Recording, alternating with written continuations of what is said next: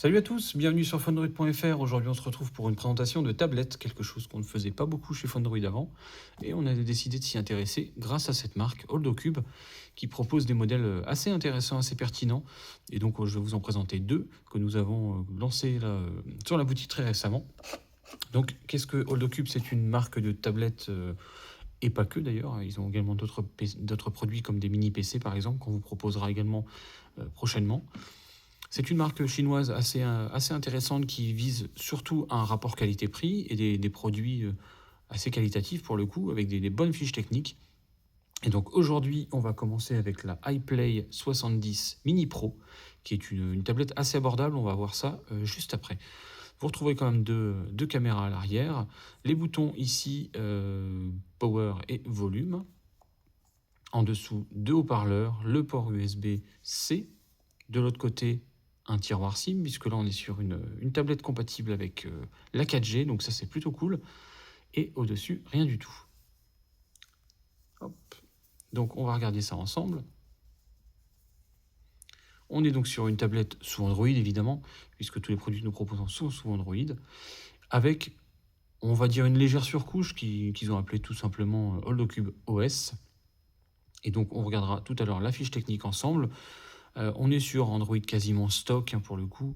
Vous retrouverez juste les applications de base de Google. Quelque chose d'ailleurs que j'apprécie, c'est-à-dire que vous ne retrouverez pas de publicité, pas d'application en trop. Bon, peut-être TikTok pour le coup, mais globalement on est sur quelque chose de très sobre avec assez peu de modifications par rapport à Android stock.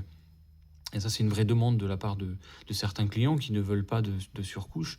Là, pour le coup, vous avez quelque chose tout en sobriété.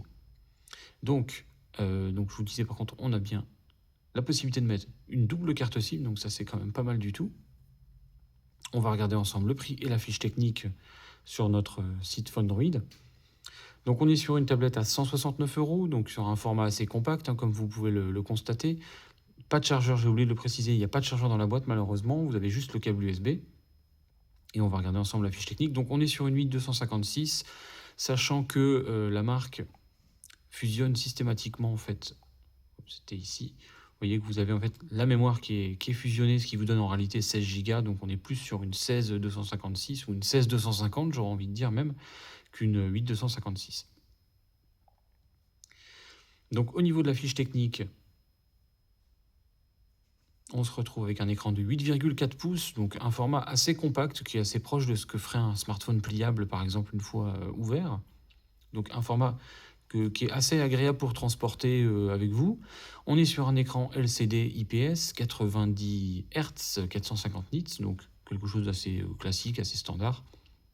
On est quand même sur une résolution Full HD avec du 1200 par 1920, Android 15. On est sur un processeur MediaTek Dimensity, un 6 nanomètres octa-core, donc relativement puissant. Vous pourrez faire ce que vous voulez avec. Bon, peut-être pas des jeux trop gourmands, mais en tout cas pour tout ce qui est bureautique, regarder YouTube, les réseaux sociaux, etc., elle sera plus que suffisante pour ça. On a une caméra frontale de 5 millions de pixels, une caméra arrière de 13 millions de pixels, double SIM, comme je vous disais, 2G, 3G, 4G avec toutes les bandes de fréquences, donc ça c'est cool. Vous avez le Wi-Fi 6, le Bluetooth 5.4, le GPS, 6050 mAh avec une charge rapide 18 watts, donc 6050 mAh c'est un peu plus qu'un smartphone, c'est en tout cas similaire à ce que propose un smartphone aujourd'hui, donc ce qui vous donnera une autonomie relativement correcte, je pense. 310 grammes, elle n'est pas très lourde, c'est un petit peu plus lourd qu'un smartphone, mais ni plus ni moins.